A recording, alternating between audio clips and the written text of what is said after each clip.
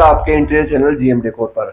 आज हम आपको लेकर आए हैं एक 11 बाई 13 के छोटे से स्मॉल बेडरूम में, जो जनरली इंडिया में काफी ज्यादा साइज ये चलती है। स्पेस कम होने के कारण इस रूम को मैनेज करने के लिए डिजाइनिंग के बहुत सारे पॉइंट्स का हमें ध्यान में रखना पड़ता है, ताकि रूम की यूटिलिटी भी पूरी हो और रूम का लुक भी बहुत अच्छा है। हम कुछ पॉइंट बाय पॉइंट आपको सारी चीजें आगे इस वीडियो में बताएंगे। सब्सक्राइब करिए जीएम डेकोर चैनल को इंटीरियर रिलेटेड इन्फॉर्मेशन के लिए और कांटेक्ट करिए ऑनलाइन इंटीरियर डिजाइनिंग के लिए। पहली चीज सबसे आप देख रहे हैं कि कलर कॉम्बिनेशन आप देखेंगे, चाहे वो लेमिनेट का कलर कॉम्बिनेशन हो, हमारी कुशनिंग का कलर कॉम्बिनेशन हो, इवन टाइल का कलर कॉम्बिनेशन हो, न्यूट्रल कलर्स हमने काम में लिए हैं। कोशिश करिए of white colour, white colour, इस तरह के जो लाइट शेड के कलर हैं वही हमने काम में लिया है। केवल फर्नीचर के लेमिनेट के अंदर थोड़ा सा हमें लुक चेंज करने के लिए वुडन का थोड़ा सा पार्ट हमने काम में लिया है। मतलब 80% हमारा लाइट लेमिनेट है और 20% हमारा वुडन लेमिनेट है। तो आप स्मॉल बेडरूम अगर डिजाइन कर रहे हैं तो कलर हमेशा न्यूट्रल कलर और लाइट कलर काम में लेने चाहिए, ताकि रूम आपका थोड़ा स्पेसी दिखे, थोड़ा बड़ा दिखे। उसके बाद आता है कि बेड की पोजीशन कहां रखें। बेड की पोजीशन हमने इसमें सेंटर में रखी है, ताकि हमें दोनों साइड बेड के और सामने भी बेड के जो वॉकिंग स्पेस है वो प्रॉपर मिल जाए। अगर हम क्या करेंगे कि एक तरफ बेड को कर देंगे तो इसका एक तो रूम का लुक भी अच्छा नहीं आएगा और फिर हमें स्पेस भी प्रॉपर नहीं मिल पाएगा। तो हमने बेड की पोजीशन सेंटर रखी है। अगला जो महत्वपूर्ण बेडरूम में जरूरत होती है वो होती है स्टोरेज की। छोटे रूम के अंदर स्टोरेज वास्तव में एक बड़ा चैलेंज है कि किस तरह से स्टोरेज को मैनेज किया जाए। तो सबसे पहली चीज हमने क्या करी है कि जो डबल बेड बनाया है वो स्टोरेज वाला बनाया है। इस तरह से इसके अंदर एम्पल स्टोरेज दिया है। 6x6 के पलंग के अंदर पूरा हमने इसको स्टोरेज वाला बनाया है।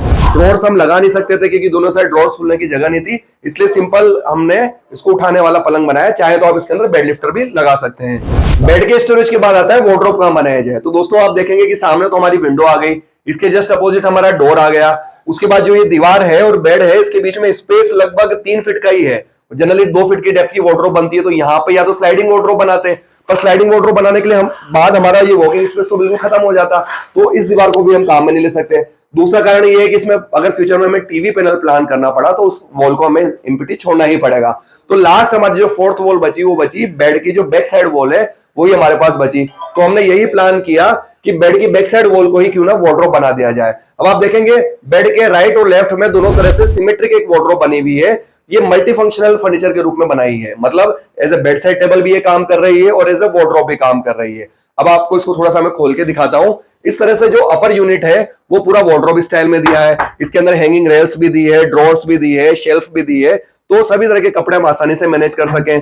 उसके बाद इसके जो नीचे है 2 इस तरह की लंबी ड्रॉर्स दी है। इसको हम चाहे हमारे सामान रखने में काम में ले लें, हमारे डेली वेयर्स के कपड़े काम में रखने के काम में ले लें। इस तरह से सेम वार्डरोब दोनों साइड बनाई है। वार्डरोब के साथ साथ हमने इसको मल्टीफंक्शनल बनाने के लिए बेड साइड टेबल होती है उसको भी इसी के अंदर इनबिल्ट किया है। इसके लिए हमने किया क्या है दोस्तों, वार्डरोब और नीचे के ड्रॉर्स के बीच में इस तरह से एक नीश खाली छोड़ दिया है। नीश खाली छोड़ने से क्या होगा, जैसे ये पानी का कंटेनर रखा है, पानी भी हम रख सकते हैं। इसमें हमने एक स्विच बोर्ड दिया था कि मोबाइल वगैरह भी हम चार्ज कर सकते हैं, बुक्स रख सकते हैं।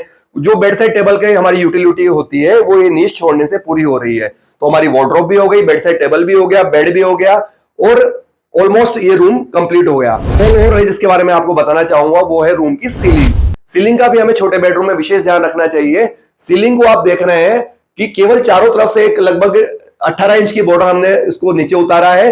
बीच की सीलिंग हमारे सीलिंग लेवल पर ही है। तो दोस्तों पॉइंट ये है कि छोटे बेडरूम में सीलिंग को ज्यादा नीचे नहीं उतारना चाहिए, नहीं तो रूम बहुत ज्यादा कंजेस्टेड दिखेगा, ऊपर से बहुत ज्यादा वेटी दिखेगा। सीलिंग बनाइए तो बिल्कुल लाइट सा बॉर्डर चारों तरफ दे दीजिए और सीलिंग को हमारे सीलिंग लेवल पर रखिए। कलर भी आप देखेंगे सीलिंग के अंदर बहुत ज्यादा कोई ऐसा नहीं है कि बहुत ज्यादा डिजाइन दी है, बहुत कुछ प्लान किया है। सिंपल सोबर प्लेन सीलिंग हमने बनाई है। छोटे बेडरूम में दोस्तों दिक्कत क्या आती है, आने जाने का स्पेस कम होता है, कई बार लगने से फर्नीचर के हमारे दिक्कत आती है।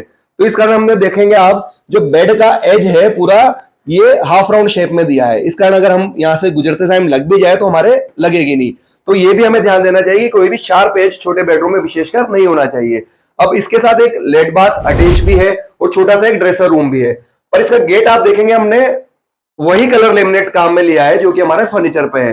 तो एक तरह से कंसील्ड डोर हो गया है। जनरली ये जज नहीं हो पा रहा कि फर्नीचर से अलग पार्ट है। तो इस तरह से आप सिमेट्रिक डिजाइन करके भी पूरे आपके बेडरूम को प्रॉपर लुक दे सकते हैं। इस पूरे रूम का अगर हम ओवरऑल बजट की बात करें तो लगभग 1.25 लाख रुपए का बजट इस बेडरूम के फर्नीचर का था। छोटे बेडरूम को अगर आप डिजाइन कराना चाह रहे हैं तो हमारे नीचे दिए गए नंबर पे आइए, व्हाट्सएप करिए, आप कॉल करिए, हम आपके बजट के अनुसार, आपकी साइज के अनुसार और आपकी रिक्वायरमेंट और चॉइस के अनुसार बहुत ही प्रॉपर तरीके से फर्नीचर डिजाइन कर सकते हैं, आपका बेडरूम डिजाइन कर सकते हैं। आज का वीडियो आपने पूरा देखा, इसके लिए बहुत बहुत धन्यवाद। जय हिंद।